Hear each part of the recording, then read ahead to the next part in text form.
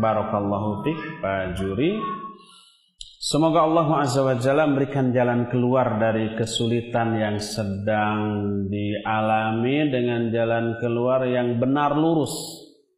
Jalan keluar tapi salah keliru juga berbahaya ya. Iya, kalau di satu lingkungan ada yang kesurupan, satu awalnya kemudian menyebar menjadi massal. Baik di sekolah, di pabrik juga ada ya. Dan ya, dipastikan di sana ada setan-setan dari kalangan bangsa jin. Ya, apa yang harus kita lakukan? Pertama, ada dua hal, preventif dan kuratif ya, pengobatan.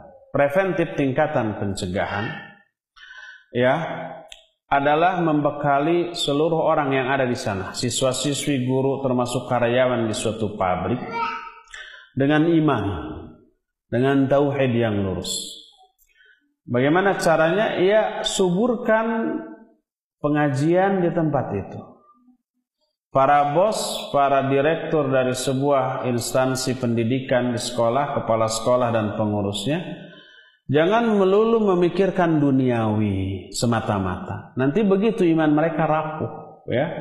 Adakan pengajian tentang tauhid gitu ya. Kemudian berikan keleluasan kepada karyawan dan para siswa dan siswi untuk membaca Al-Quran, untuk sholat pada waktunya, diadakan azan pada waktu-waktu sholat di masjid yang ada di sana dengan suara yang dikeraskan terdengar.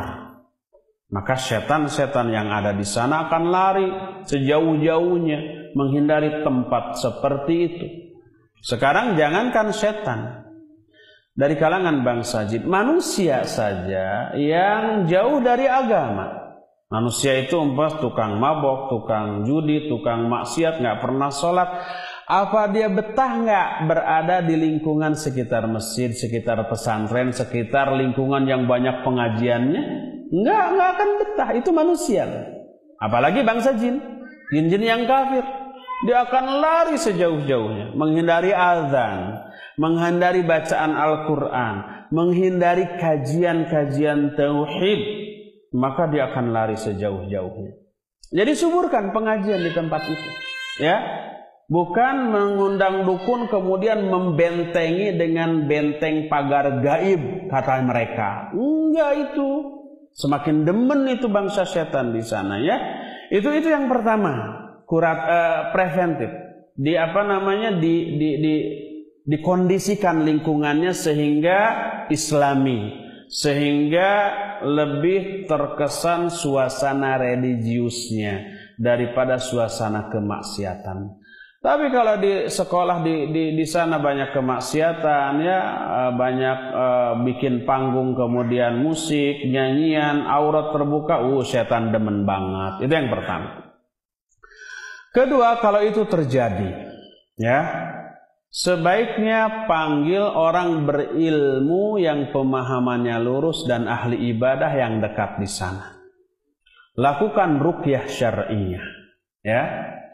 Tapi orang yang meruqyah ibarat orang yang memainkan pedang. Kalau orang yang memainkan pedang tersebut, pertama kuat, kedua dia punya kemampuan, maka itu akan sangat-sangat ampuh dan ditakuti oleh musuh. Tapi kalau orang itu lemah dan tidak bisa memainkan pedang, apa musuh akan takut apa tidak? Tidak. Ketika umpamanya orang itu memainkan pedang baru diangkat saja sudah gemeter karena beratnya. Pas mau diangkat malah ke kepala sendiri. Musuh pun malah tertawa seperti antum semua tertawa barusan. Ini nggak perlu ditakuti, ya. Jangan dihadapi, biarkan aja dia main pedang sendiri, nanti ke leher sendiri, kan begitu. Al-Quran itu seperti itu. Kalau orang yang membacakannya ahli maksiat, orang bodoh, maka dampaknya akan kurang. Karena apa? Mungkin pertama bacaannya juga banyak salah, kedua tidak ada penghayatan terhadap bacaan yang dibacanya. Lain halnya dengan orang yang berilmu. Orang yang berilmu kemudian imannya kuat, syakhsiahnya, kepribadiannya juga tangguh gitu ya, maka baru datang pun itu sudah ditakuti. Apalagi sudah membacakan baru tahu aja a'udzubillahi minasyaitonirrajim dengan mantap dan penghayatan. Pengaruhnya itu bagaikan orang yang memegang pedang, baru dipegang aja musuh udah gemetar. Dilihat dari cara megangnya, ini orang ahli nih. Sekali sabet itu bisa kena secara telak, kan begitu.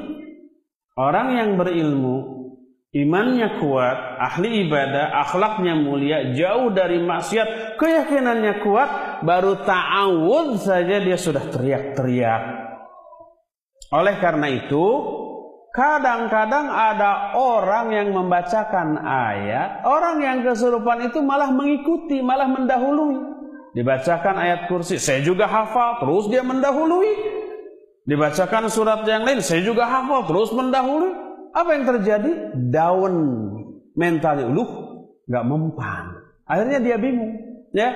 Oleh karena itu, lakukan ruqyah oleh ahlinya, oleh orang yang berilmu, oleh orang yang imannya kuat, oleh orang yang soleh, yang jauh dari maksiat, maka ruqyahnya akan disertai dengan iman, dengan keyakinan, dengan penghayatan rap makna dari ayat yang dibacakan, dan ini pengaruhnya dahsyat luar biasa kepada setan yang nyurup kepada orang tersebut.